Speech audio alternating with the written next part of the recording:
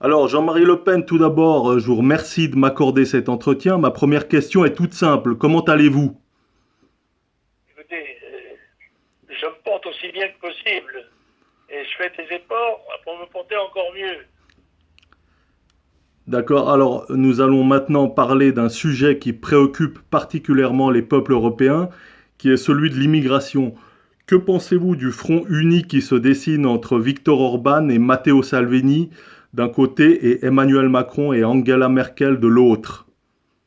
Oui, je ne pense pas grand-chose de bon de ces alliances qui sont fugaces. Ce que je crois, c'est que le peuple, les peuples européens sont en train de prendre conscience du danger mortel pour elles que représente pour leur civilisation l'immigration qui va devenir de plus en plus massive, parce que c'est la conséquence de la révolution démographique qui s'est produite et qui a porté la population mondiale de 3 à 8 milliards d'habitants. Et par conséquent, c'est ça le phénomène que nous allons devoir combattre en quelque sorte pour défendre nos frontières, défendre l'accès de nos pays et rester majoritaires dans nos propres patries.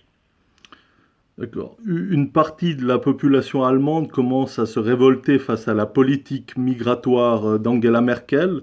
De nombreuses manifestations ont lieu à Chemnitz, en ex-RDA. Quel est votre commentaire? Écoutez, je constate que l'établissement dans tous les pays d'Europe est en faveur de l'immigration et hostile à toutes les forces nationales qui essayent de s'y opposer. Alors je pense que c'est maintenant que doit être dénoncé ce danger mortel et car en priorité sur tous les problèmes et peut-être le faire à l'occasion des élections européennes, puisque c'est une occasion justement de faire connaître nos positions. Dans les anciens pays communistes d'Europe centrale, Pologne, République tchèque, Slovaquie, Hongrie, il y a un consensus encore plus fort qu'en Europe occidentale, aussi bien au niveau de la classe politique que de la population pour refuser l'immigration massive. Comment l'expliquez-vous? J'ai pas bien compris votre question. Oui, je vais répéter. Donc, dans les anciens pays communistes d'Europe centrale, il y a un consensus pour refuser l'immigration. Donc, presque toute la classe politique dans ces pays sont contre l'immigration, contrairement à la France, à la Suisse, à l'Allemagne. Comment vous expliquez?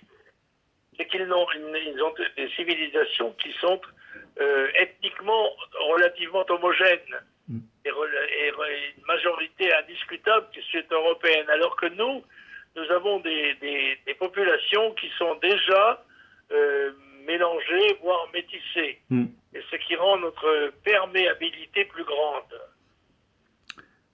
Une explication réside aussi dans le fait que les loges maçonniques qui propagent l'idéologie droit de l'homiste n'étaient pas actives dans ces pays, contrairement à l'Europe occidentale. Que pensez-vous de cette explication? Oui, bon, pourquoi pas, c'est vrai, c'est tout à fait possible, en effet. Donc, vous-même, vous avez eu affaire aux loges maçonniques qui s'opposaient à votre parcours politique. Bon, je m'excuse, mais vous voulez prononcer l'article plus. Pardon? Voulez-vous recommencer votre question? Ah oui, oui, désolé. Donc, en fait, une explication réside aussi dans le fait que les loges maçonniques qui propagent l'idéologie droit de l'homiste n'étaient pas actives dans ces pays pendant 40 ans, car elles ont vécu sur des régimes autoritaires, contrairement à l'Europe occidentale. Donc ils ont pu, en Europe occidentale, on a pu propager l'idéologie des droits de l'homme grâce aux loges maçonniques, tandis que dans ces pays, la Tchécoslovaquie, la Pologne, la Hongrie, ces loges n'étaient pas actives, donc la population n'a pas ce réflexe droit de l'homiste. Que pensez-vous de cette explication? Les loges constituent un des réseaux nerveux de l'opinion dans les pays occidentaux, c'est sûr. Et ils ont joué en faveur de l'immigration et en tous les cas contre les adversaires de l'immigration. Ça, je crois, indéniable. Et vous-même avez eu affaire à ces loges pendant votre parcours politique? Donc moi, on m'a proposé 3 fois d'être maçon. Mm. Une fois quand j'ai été président des étudiants en droit, une fois quand j'ai été élu jeune député, et une fois quand j'ai été rapporteur du budget de la guerre. Mm. Donc les 3 fois, j'ai refusé, bien sûr, parce que je tenais par-dessus tout à garder mon indépendance. Et que si j'avais accepté leur proposition, sans doute, on me faisait valoir que j'aurais droit au tapis rouge et à toutes les promotions sociales possibles et imaginables. Mais je n'ai pas été sensible à ce genre d'argument. Je suis resté tel que j'étais. Mm.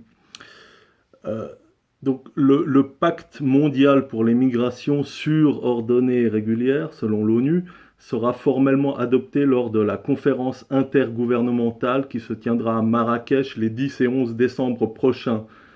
Que vous inspire ce pacte? Ah, ça me paraît très dangereux. Il me paraît que s'il y a une volonté délibérée des États de permettre le remplacement de la population européenne, celle-ci doit en prendre une conscience suffisante pour se révolter et se dresser contre comment dirais-je, cette dictature qui leur imposerait en quelque sorte des solutions qu'elle ne peut pas accepter. D'accord, merci. Pour finir notre entretien, j'aimerais revenir sur un épisode de votre vie. En 2007, vous étiez face à une assemblée de lectrices du magazine Elle. Vous aviez mouché votre auditoire qui vous sifflait en lui disant que vous aviez travaillé dans des mines avec des camarades immigrés marocains, tandis qu'il n'en avait vu qu'au cinéma. Vous vous souvenez, j'imagine? Oui, très bien. Oui, oui. Et que pouvez-vous nous dire sur cette... J'avais un comité d'accueil qui, d'ailleurs, avait commis quelques violences et qui a été condamné pour cela. D'accord. Et que pouvez-vous nous dire sur cette période où vous avez travaillé dans les mines de charbon?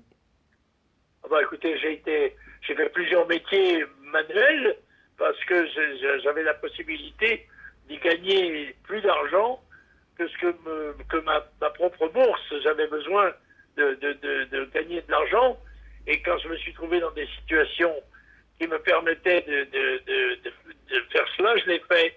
Mais je vais vous dire, j'ai été marin pêcheur de chalutier et c'est un métier beaucoup plus dur que le métier de mineur de fond, hein, c'est sûr. D'accord, bah, je vous remercie pour cet entretien.